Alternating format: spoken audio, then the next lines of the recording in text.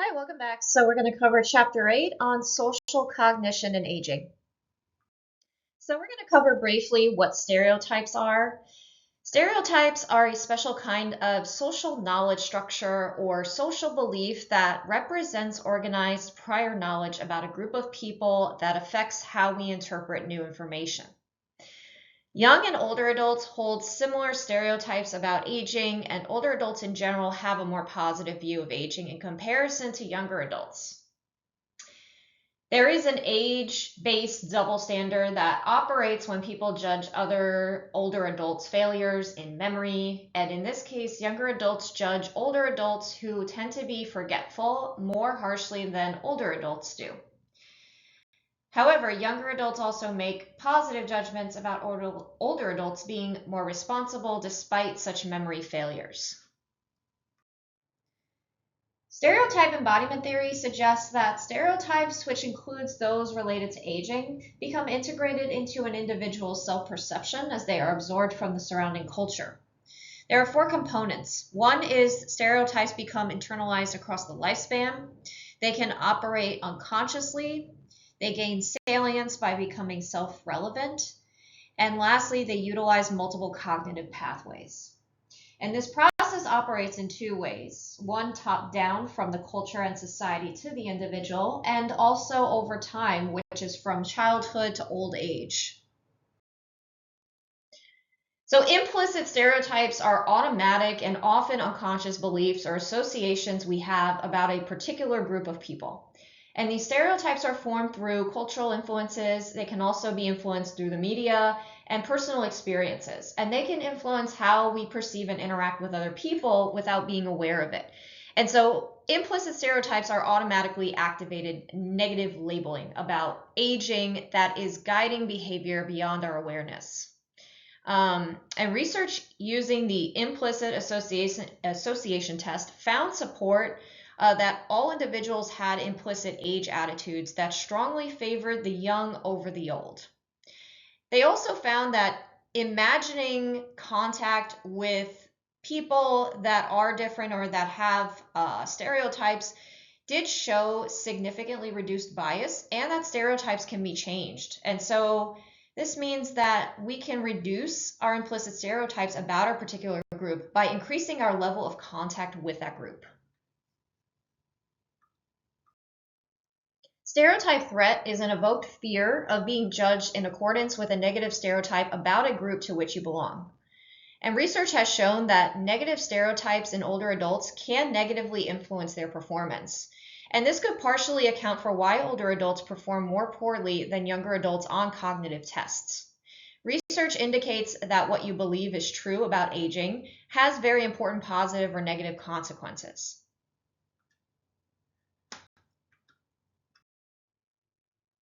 Social knowledge structures and social beliefs are crucial for how we represent and interpret behaviors of others in social contexts. And these social knowledge structures provide us with a framework to read the minds of those around us. And so these structures are closely tied to the theory of mind, and they take many forms. And so, for instance, we possess scripted knowledge structures related to everyday activities we do, such as the expected behaviors when we're visiting a physician's office or dining at a restaurant. And through socialization, we learn to adhere to and accept certain social rules that dictate how to behave in specific situations. And overall, these social knowledge structures are important and essential for developing our theory of mind, and they allow us to interpret the behaviors of others and make educated guesses about their intentions. Belief systems vary by age, and they can affect how people behave. First, we have to look at three key points in order to understand age differences in social knowledge structures and in social belief systems. So first, we examine the specific content of social beliefs. So we're looking at what specific social beliefs people hold, such as their understanding of rules and their social behavior. Second, we consider how strongly these beliefs influence actions and under what circumstances this happens. And so we must consider the strength of these beliefs to know under what conditions they may influence behavior. And lastly, we need to understand how likely it is for these beliefs to come into play automatically when someone faces a situation that challenges their beliefs.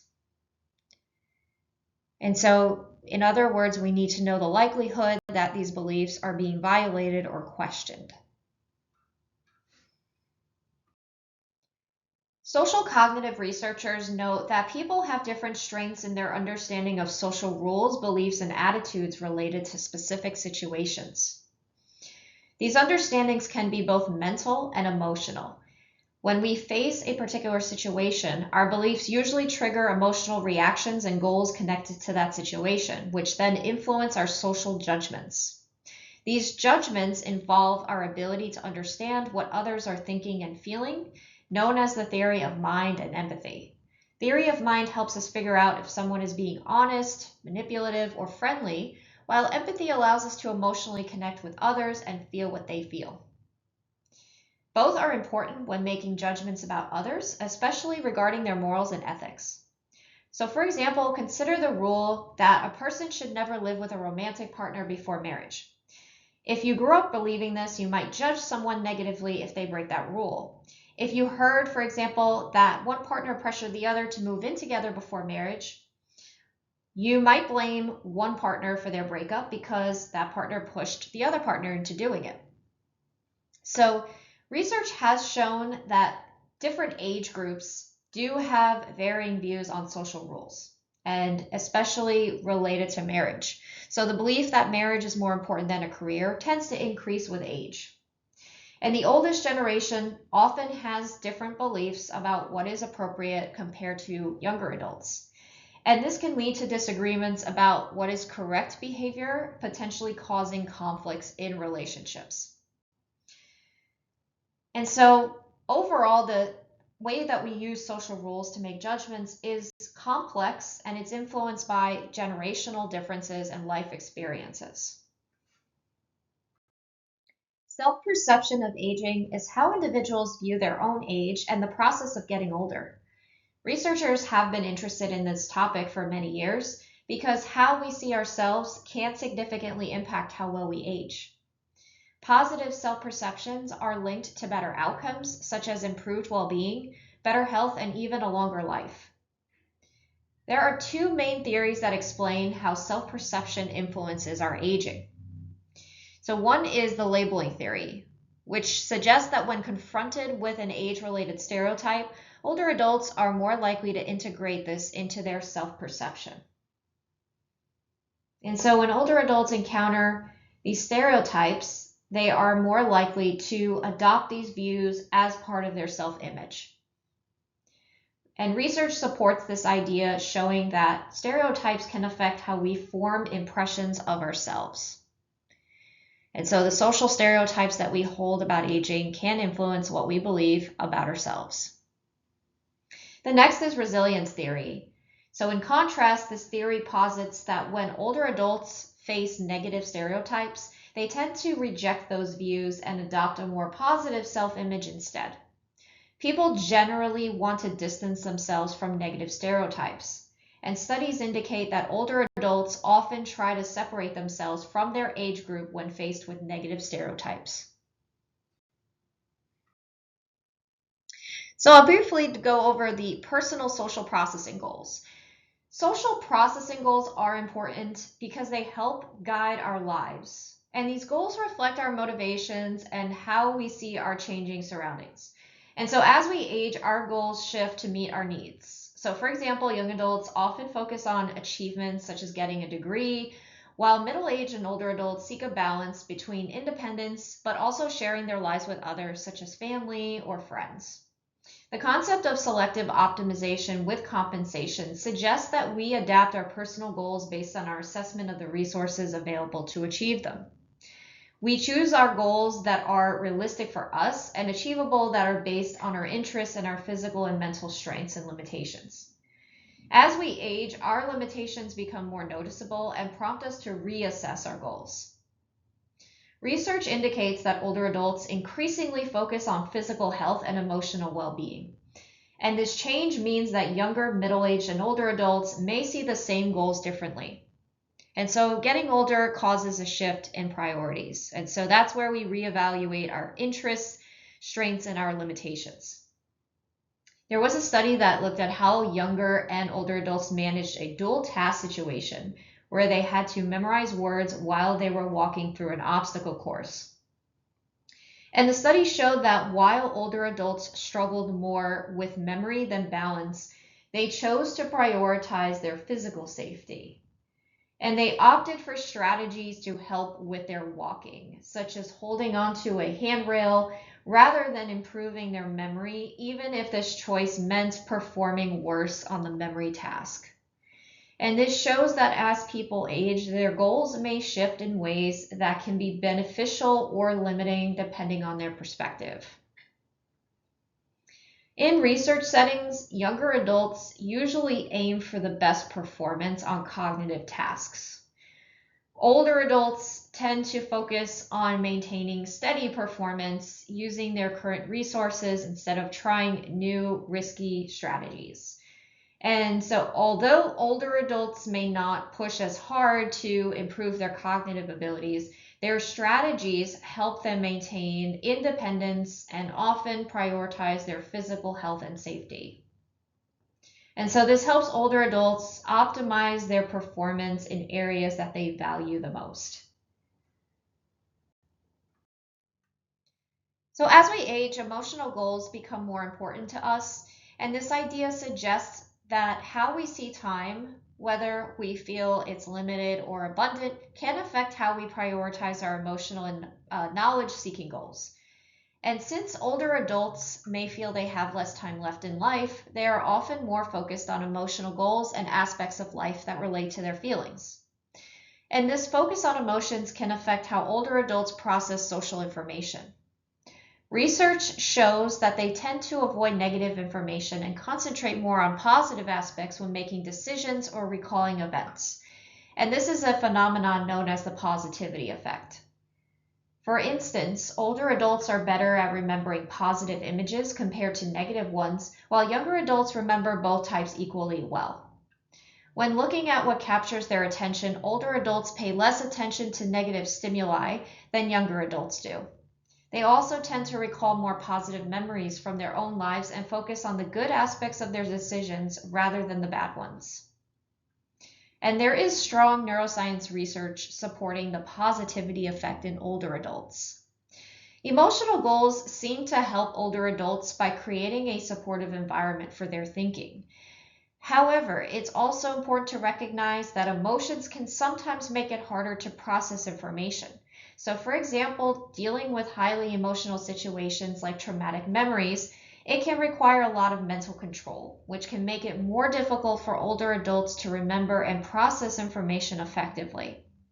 Additionally, focusing only on positive information might lead older adults to overlook important negative details needed for good decision making.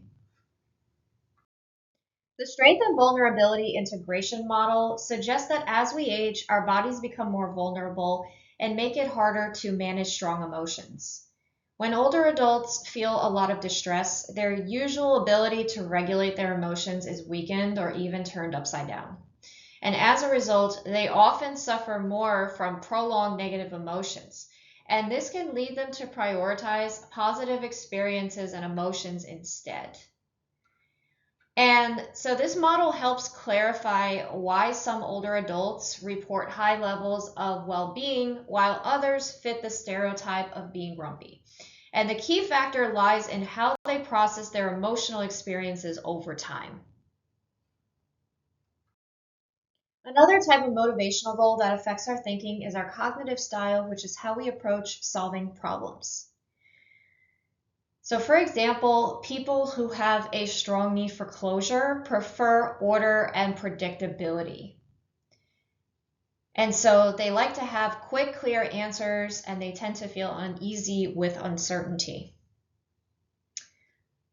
As we discussed earlier, situations that require a lot of mental effort, such as processing information quickly, can lead to more mistakes and biases in how we understand social information.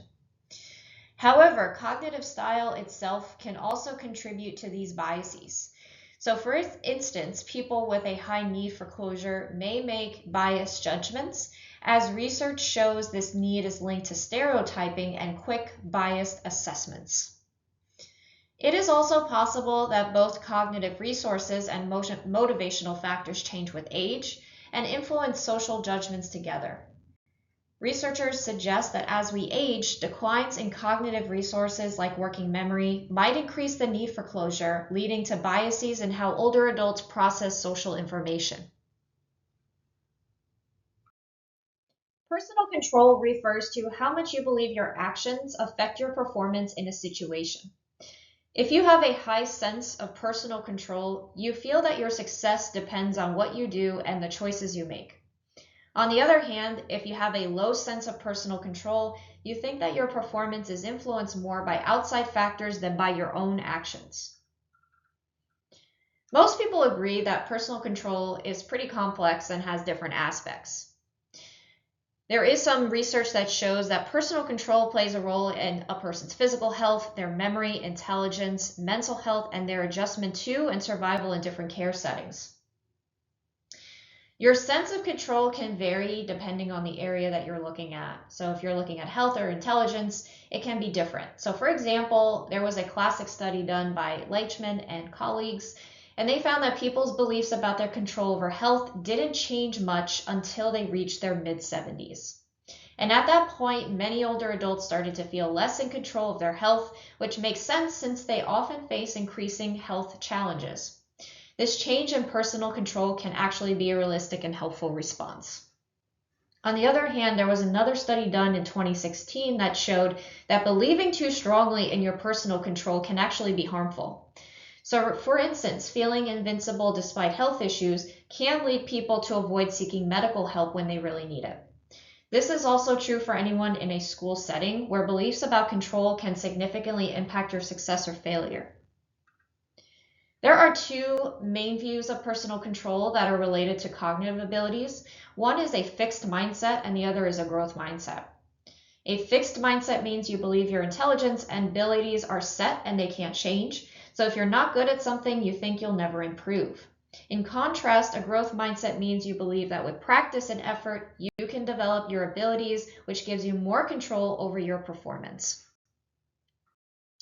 Brandstatter proposed that maintaining a positive self-view and personal growth in later life involves three interconnected processes.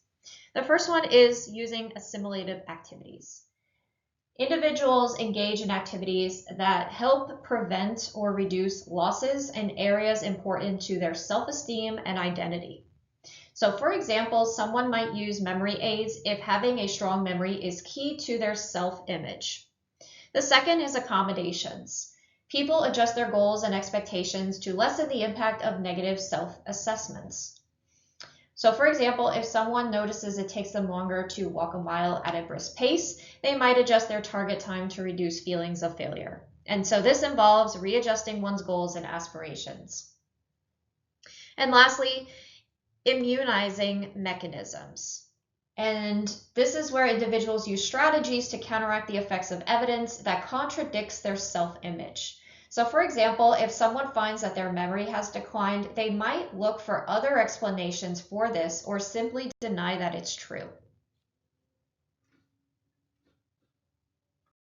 Peckhausen and his colleagues take a similar perspective by viewing control as a motivational system that helps individuals manage important outcomes throughout their lives.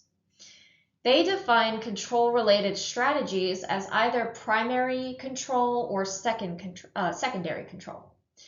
Primary control strategies focus on aligning the environment with one's goals and desires. And this is similar to Brandstatter's assimilative activities, where actions aim to change the external world. So for instance, if you lose your job and income, primary control would involve actively searching for a new job to restore your financial stability. In contrast, secondary control strategies focus on adjusting oneself to fit the environment. And so this aligns with the accommodative activities and typically involves cognitive changes.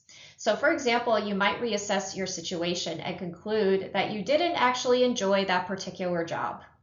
A key point of this perspective is that primary control takes precedence over secondary control. So in other words, primary control enables individuals to shape their environment according to their goals and potential, which make it more beneficial. Secondary control, on the other hand, mainly serves to minimize losses or enhance the effectiveness of primary control. So primary and secondary control have implications for aging. So for instance, primary control tends to remain stable throughout most of adulthood, where secondary control tends to increase with age. So during childhood, much of development focuses on increasing a child's ability to control their environment. And this ability to seek primary control remains stable throughout most of adulthood. And so as people age, maintaining that control starts to rely on secondary control processing. And this shift happens because biological declines in old age pose challenges to primary control. And so therefore, the use of secondary control strategies tends to increase. Studies indicate that believing you have control over positive outcomes is linked to better emotional well-being. However, these beliefs relate to well-being changes depending on a person's life stages. For younger and middle-aged adults, a strong sense of control helps them cope with failures. In contrast, older adults tend to focus their sense of control on managing daily challenges. And lastly, for all ages, planning for the future boosts feelings of control, which is associated with greater life satisfaction. Some critics also focus on how these theories may be biased towards Western cultures. So for example, Stephen Gould argued that in collectivistic societies, the emphasis is less on individual control and more on building connections with others and being part of a larger community. And so in collectivistic societies, the emphasis is more on establishing interdependence with others, to be connected to others and bound to a large social institution. And so these cross-cultural perspectives challenge the notion of primary control and suggest that personal control is a complex and multifaceted aspect of identity that likely transcends cultural boundaries.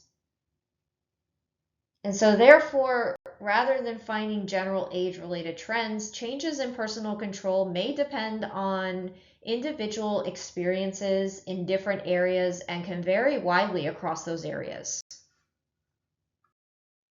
The growing connection between emotions and thoughts that starts in young adulthood and continues into later life helps us understand how our thinking works in social situations. And so the question is, how do people understand themselves, others, and everyday events?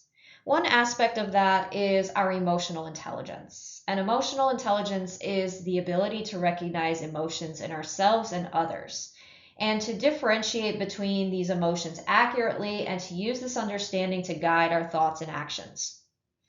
Emotional intelligence has two aspects. One is that it can be viewed as a trait that reflects a person's self-perceived dispositions and abilities. And so it really is about how individuals perceive their own emotional abilities. Two is that it can be viewed as an ability that reflects the person's success at processing emotional information and using it appropriately in social contexts. Emotional intelligence is useful in many areas, including everyday social interactions, problem solving, bullying prevention, business, and leadership. Research shows that emotional intelligence tends to increase as people get older. And this finding is supported by studies from around the world and neuroscience research. And this suggests that higher emotional intelligence might contribute to older adults feeling better about their lives. One practical takeaway from this research is that being able to understand other people's emotions in the workplace is important not only for getting along with colleagues, but also for making better decisions. Emotional intelligence is a key part of understanding others, and it helps us see how various sources of information about people connect with our own feelings and thoughts. Additionally, emotional intelligence is increasingly seen as an important part of intelligence overall, which goes beyond just cognitive skills. Another aspect of social judgment processes are impression formation.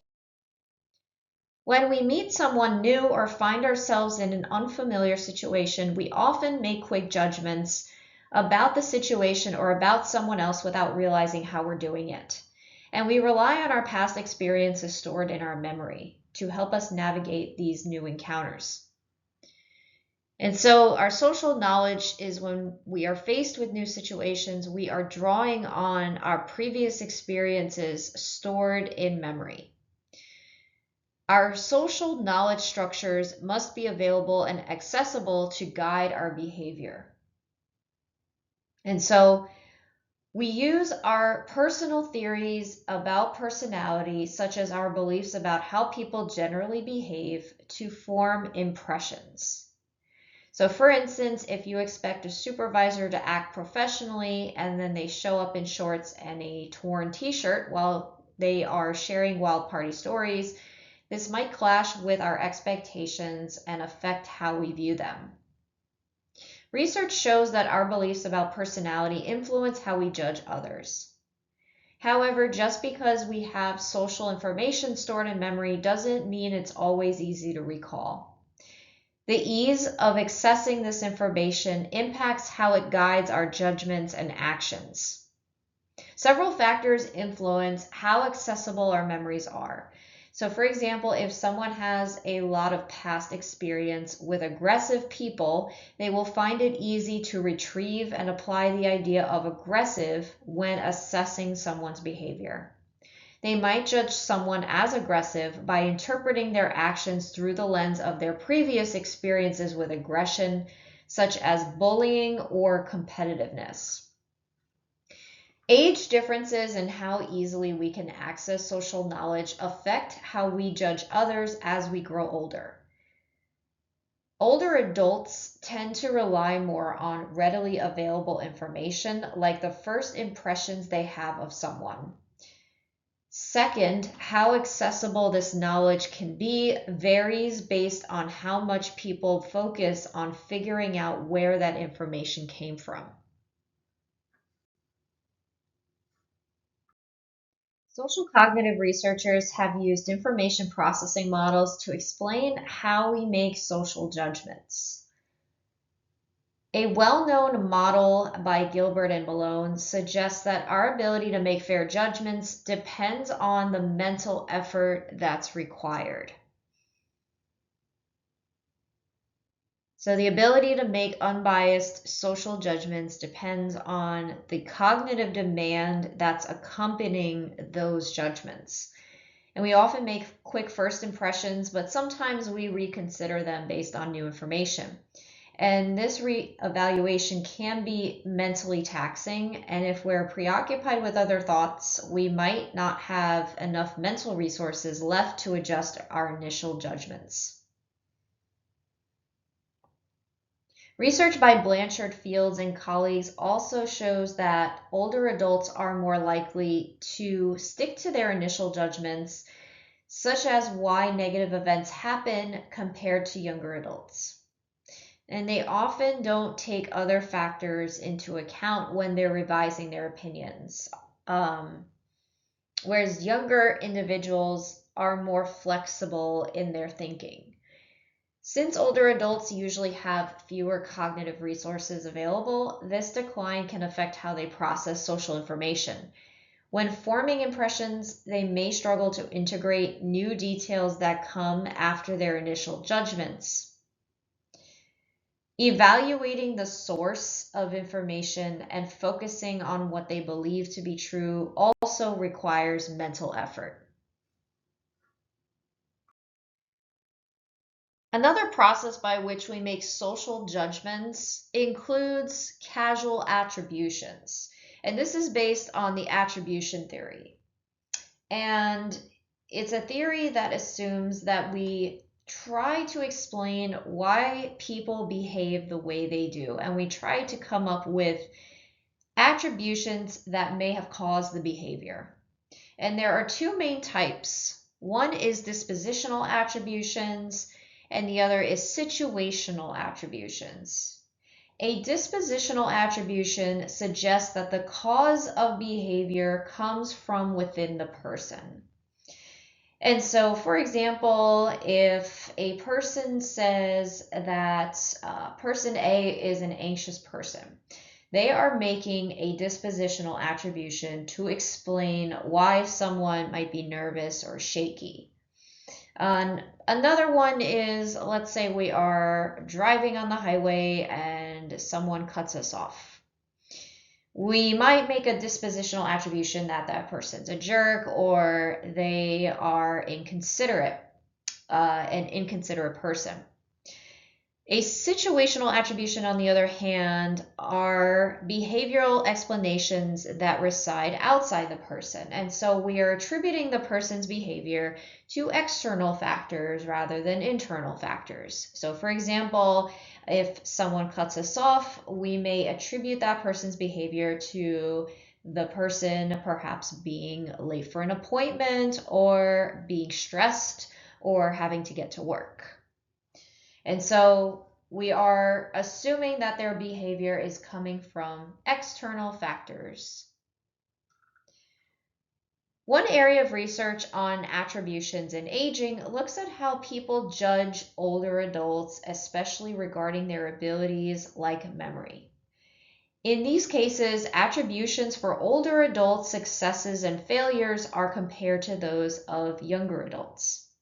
And the findings show that older adults' memory lapses are often attributed to their character, while younger adults' memory issues are attributed to external situations. Another focus in this research examines how attribution processes change as people age, since much of the existing research has centered on college students. And this raises the question of whether the findings from social psychology about attributions also apply to older adults. For years, it has been noted that young adults tend to infer personality traits about older people based on behaviors that could actually be explained by situational factors. And this tendency is known as correspondence bias. It's relying on dispositional information and ignoring the situational information. Meaning you are attributing the person's behavior to personality traits or their tendencies rather than looking at the situations they might be enduring or might be faced with. The correspondence bias can lead to ignoring important details about a person's situation when figuring out why someone behaves a certain way. Blanchard Fields investigated causal attributions across. Blanchard Fields also looked at why older adults tend to make dispositional attributions and don't think as deeply about negative relationship situations. She found that this tendency mostly happens in negative relationship contexts, and older adults seem to rely on specific social rules about relationships that are influenced by their life stage and the norms of their generation. When these strong beliefs are challenged, they quickly judge the main character as wrong without considering other factors.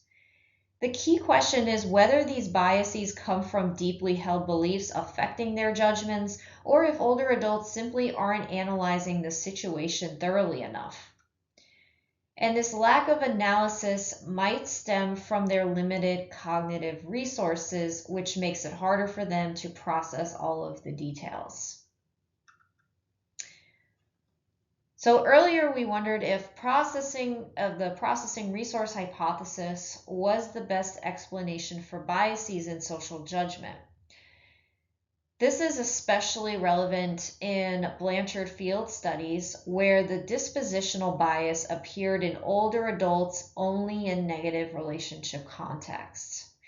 Researchers have discovered that the reasoning biases seen in older adults don't necessarily stem from the declining cognitive abilities. Instead, older adults are more likely than younger adults to rely on their personal beliefs when they're making judgments. A less studied but very important area of social cognition and aging is how the different social settings where we communicate affect our thinking. This ties into the idea of sociocultural support for cognitive functioning. Social cognition involves understanding how we think while interacting with others rather than just working alone. Researchers focus on the benefits and drawbacks of working together, such as collaborative cognition. Collaborative cognition occurs when two or more people work together to solve a cognitive task. And this teamwork can boost older adults' performance in memory and problem-solving tasks, which is crucial as we age. Researchers want to see how this collaboration can help counteract the typical memory declines we see in older adults during tests. Humans are naturally social and tend to look for effective ways to solve problems when they can work with others.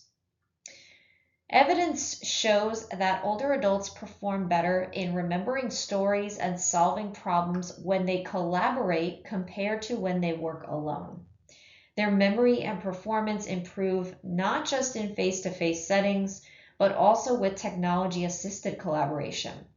So for example, older married couples can perform just as well as younger couples on recall tasks when they use cooperative strategies that ease memory demands. Additionally, collaboration helps older adults with everyday tasks like running errands and planning vacations. Clearly, cognitive performance on these tests can improve when people choose to work together.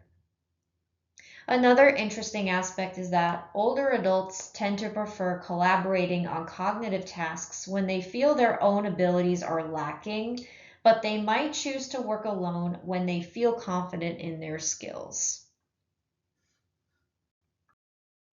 Another way to understand how social interactions help older adults with memory is by looking at how different contexts, especially culture, affect memory performance. And this perspective separates collective memory, which focuses on recent personal memories shared within a group, from cultural memory, which involves deeper, more symbolic memories tied to a culture. Collective memory refers to personal stories and memories shared within families or groups, usually spanning 3 to 4 generations. For example, sharing stories at family gatherings is a common practice and plays a key role in connecting people. In contrast, cultural memory includes things like texts, rituals, art, and traditions that carry meanings and can last for a very long time. And it can help to create a shared identity across generations. This type of memory often requires special knowledge about the culture, such as a myth or a historical story, that is important for understanding a nation's values. Both types of memory shape what individuals remember about their own experience. So for example, if older family members frequently recount a story from your early life, you might start to remember it as your own. Similarly, if you hear shared stories about your country's values, you might be more likely to accept those ideas as true, even if they are not accurate. In everyday life, memory tends to perform better in social contexts that resemble real-life learning experiences.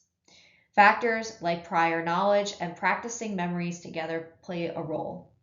A typical task for older adults is to pass down cultural information to younger generations, which motivates them to communicate effectively and share collective memories. Therefore, it's important not to limit our explanations of social cognitive change simply to cognitive processing variables, but also include social context.